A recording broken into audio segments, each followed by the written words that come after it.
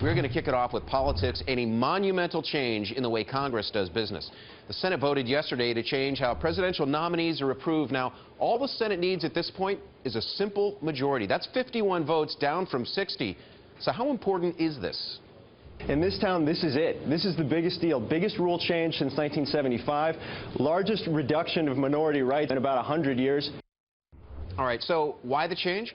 Well, Republicans have filibustered. That's the D.C. word for delay. They have filibustered President Obama's nominees, most recently his third consecutive pick for D.C.'s U.S. Court of Appeals, which, by the way, is second only to the Supreme Court. Now, Democrats, they've had enough.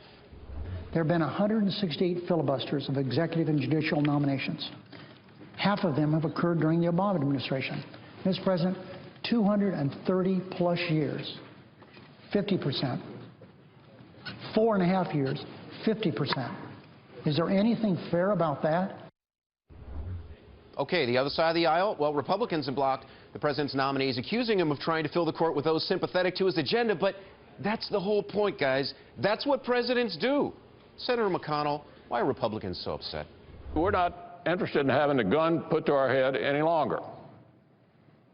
If you think this is in the best interest of the United States Senate and the American people to make advise and consent in effect mean nothing, obviously you can break the rules, to change the rules, to achieve that. But some of us have been around here long enough to know the shoe is sometimes on the other foot.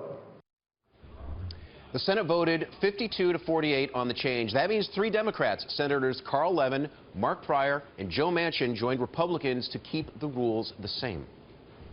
It is a very major shift in the very nature of this institution if the majority can do whatever it wants by changing the rules whenever it wants with a method that has not been used before in this body to change the very rules of this body.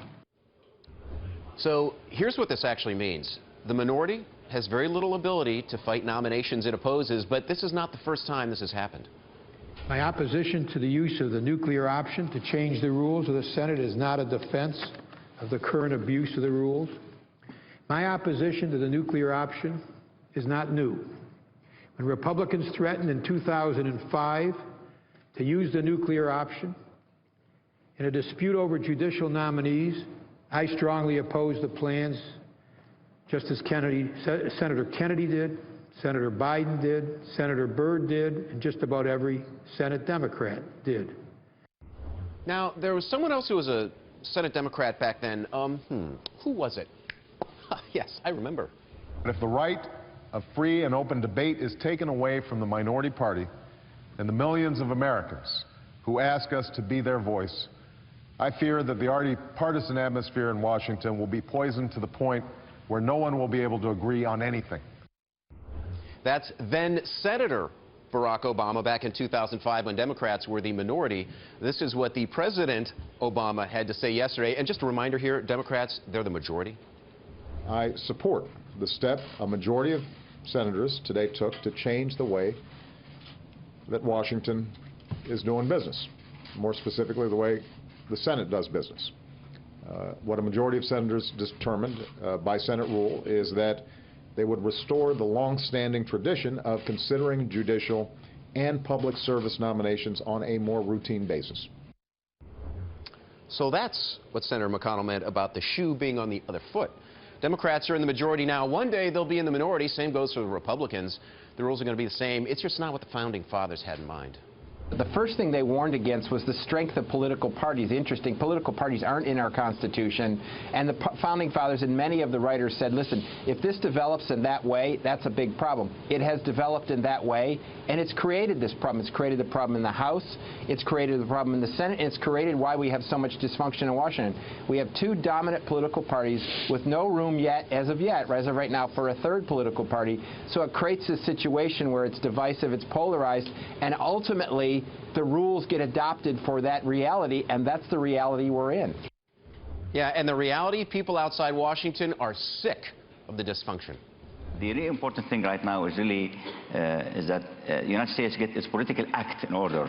That's where the real problem is. The real problem is in Washington.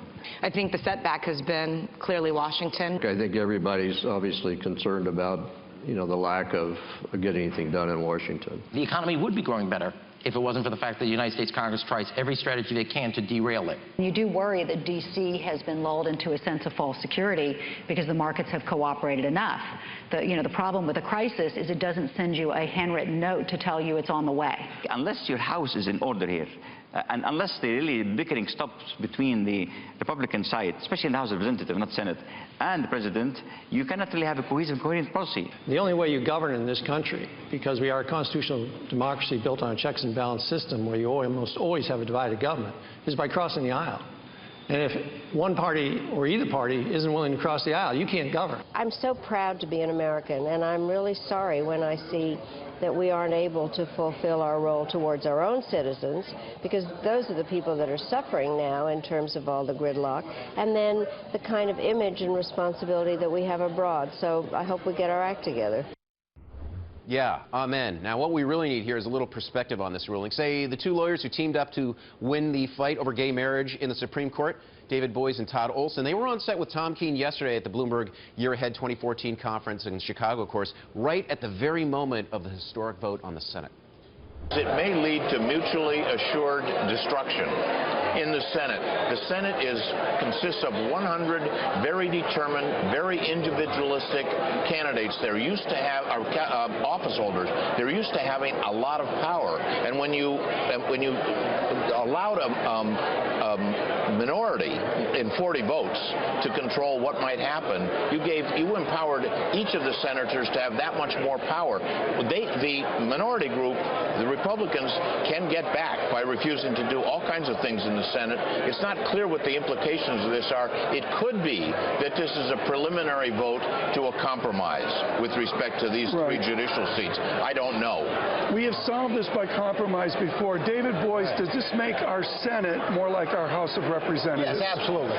And one of the things that it does, and I think implicit in what Ted was saying, is that not only did the 60-vote requirement give the minority party power, it gave individual senators of either party enormous power. Because by threatening to put a hold on legislation or a hold on nominee, that's something they only had really the power to do because of the peculiarities of the Senate rules. So this is a change that not only changes the balance of power between the minority party and the majority party, but it changes the balance of power within the Senate in terms of what individual senators can do. That's why I think that Ted's comment may prove to be right, which is it may be that having shown that they were prepared to take this step, the majority may step back and actually work out some kind of compromise. In the long run, this effect is going to be, I think, to require people to compromise more. You're not going to be able to have a minority, regardless of whether it's a Republican or a Democratic minority, hold things up. I think that will force compromise, and I think that while you've still got the division where you've got the House in one party and the Senate in another party, once you get past that kind of deadlock, I think this could actually help bring the country together. If the American people despise what they're seeing in Washington, they despise it from the standpoint of Democrats and Republicans and the President. Everybody is losing. The American people would vote today to remove every single member of Congress. If you allowed them to have that vote, they would remove every single member of Congress. People come up to David and me constantly and say, why can't people in Washington do what you and David have been doing, or you and Ted have been doing, and coming together and talking about solving the problems of the American people? Now, if investors could vote everyone out of office, would they? Well, here's what we're thinking, and this is a result of the latest Bloomberg Global poll. You ready? Only 38% of those surveyed view President Obama favorably. That's the lowest since the question was first asked back in July of 2009. It was 50%, by the way, in September, okay? Now, Republicans, they're not doing well either. 19% view the party positively, just 19%, and that's down from 28% in September of 2012. Democrats, meanwhile, okay, 30% approval rating. Washington, you've got some serious work to do.